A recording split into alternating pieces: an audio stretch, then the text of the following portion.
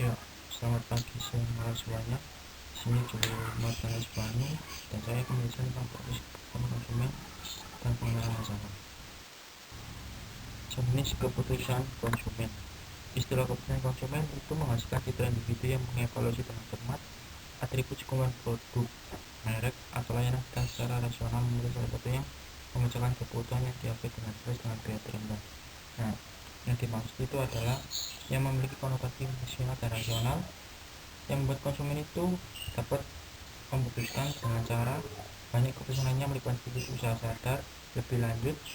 Banyak konsumen tidak berfokus pada atribut merek, akan tetapi lebih pada perasaan atau emosi yang terkait dengan memperoleh atau menggunakan merek, dan dimana dengan situasi ini produk dibeli dan digunakan. Dengan demikian merek dapat dipilih bukan karena atribut, melainkan karena buatan saya itu lebih baik dan teman saya akan menyukai dari produk yang saya buat. Meskipun pembelian dan perilaku konsumsi terkait didorong oleh emosional atau situasional, kebutuhan memiliki karakteristik yang berbeda dari model berbasis atribut tradisional, yaitu model proses keputusan yang memberikan wawasan yang berguna tentang semua jenis pembelian konsumen. Nah, setelah saya jelaskan itu proses mengambilnya itu keputusan konsumen di dalam bab ini itu menunjukkan bagaimana situasi itu membantu kita memahami keputusan berbasis emosi, situasi, dan atribut. Keputusan konsumen seringkali merupakan hasil dari satu masalah, misal semakin menipisnya pada bensin, dan di lain waktu hasil dari konvergensi beberapa masalah seperti mobil yang sudah menua atau sudah tua, perasaan tidak mampu atau rendah diri. Yang selanjutnya itu diproses di dalam pengambilan keputusan yang dimulai lalu berkembang dan menjadi lebih kompleks dengan berbagai tujuan.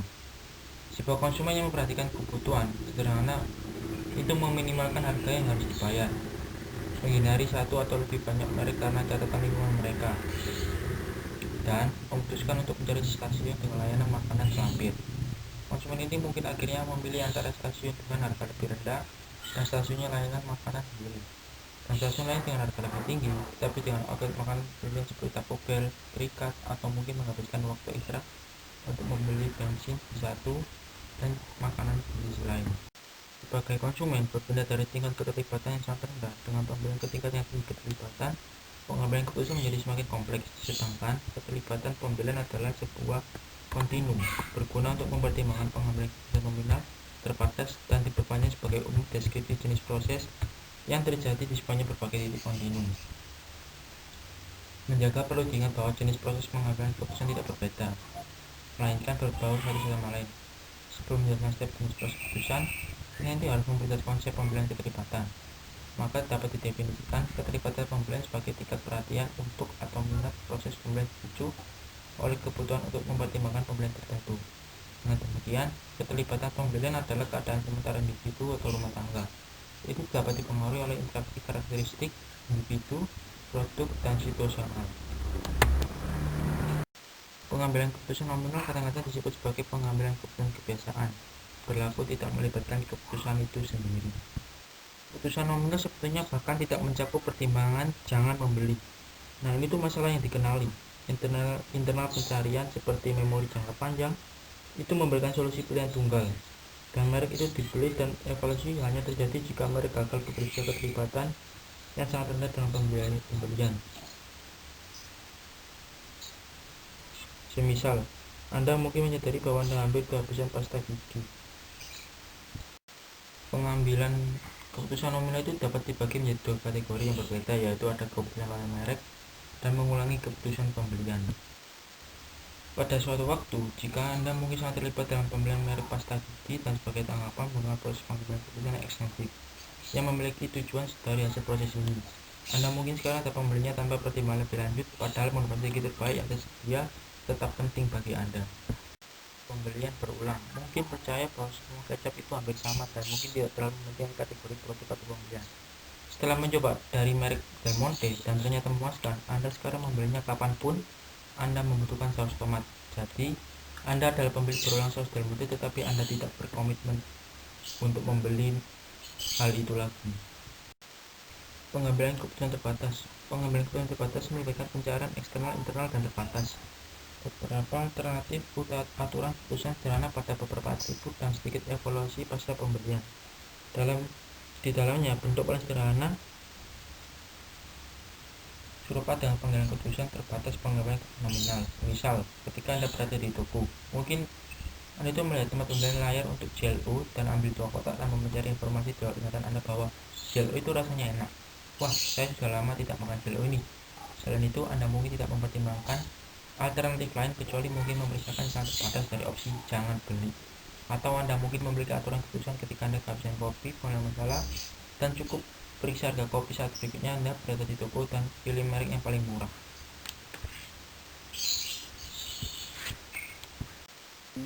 Sifat pengenalan masalah. Pengenalan masalah adalah tahap pertama dalam proses keputusan konsumen. Pengenalan masalah adalah hasil dari perbedaan antara keadaan diinginkan dan keadaan sebenarnya yang cukup untuk membangkitkan dan mengaktifkan proses keputusan.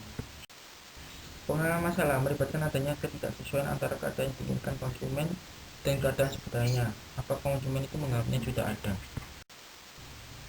Jenis tindakan yang diambil oleh konsumen dalam menangani masalah yang dikenal berkaitan langsung ke kepentingan masalah bagi konsumen itu sendiri dan ketidakpuasan yang disebabkan masalah. Keinginan untuk menyelesaikan masalah yang diakui. Tingkat keinginan seseorang untuk menyelesaikan masalah tentu bergantung pada dua faktor, yaitu besarnya perbedaan antara kepentingan yang diinginkan dan kepentingan relatif dari masalah itu sendiri. Ini masalah konsumen. Masalah konsumen mungkin aktif atau tidak aktif. Masalah aktif adalah salah satu konsumen disadari atau akan disadari dalam proses peristiwa. Dan masalah yang tidak aktif itu masalah tersebut salah satunya tidak disadari oleh konsumen. Sebagian besar faktor marketing yang mempengaruhi pengenalan masalah cukup jelas dan logis, itu termasuk determinan yang tidak terkendali dari sebuah pengakuan masalah. Sejumlah faktor di luar kendali pemasaran manajer dapat mempengaruhi pengenalan masalah, yaitu keadaan yang diinginkan biasanya dipengaruhi oleh budaya, status sosial, kelompok referensi, karakteristik rumah tangga, status keuangan, kepribadian sebelumnya, individu perkembangan, emosi motif, dan yang terakhir situasi saat ini. Keadaan sebenarnya itu dipengaruhi oleh kepentingan lain, penipisan normal, produk, pengembangan individu, emosi, pemerintah, ketersediaan produk, dan yang terakhir situasi saat ini. Generik prinsip pengakuan masalah selektif. Sebelum meneliti pemasaran atau menangani masalah pengakuan yang keluar, mereka pasti mampu mengidentifikasi masalah konsumen.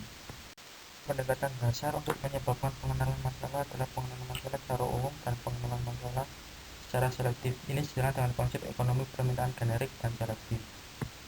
Pengenalan masalah umum melibatkan ketidaksesuaian dua generik misalnya. Kategori produk dapat dikurangi, umumnya perusahaan akan berusaha mempengaruhi masalah generik pada saat masalah laten atau tidak penting dan salah satu berikut kondisi yang ada. Yang pertama, ini adalah awal dari siklus hidup produk. Yang kedua, perusahaan memiliki presentasi pasar yang tinggi. Yang ketiga, mencari eksternal setelah pengenalan masalah yang dibatasi. Dan yang terakhir, ini adalah upaya kerjasama industri.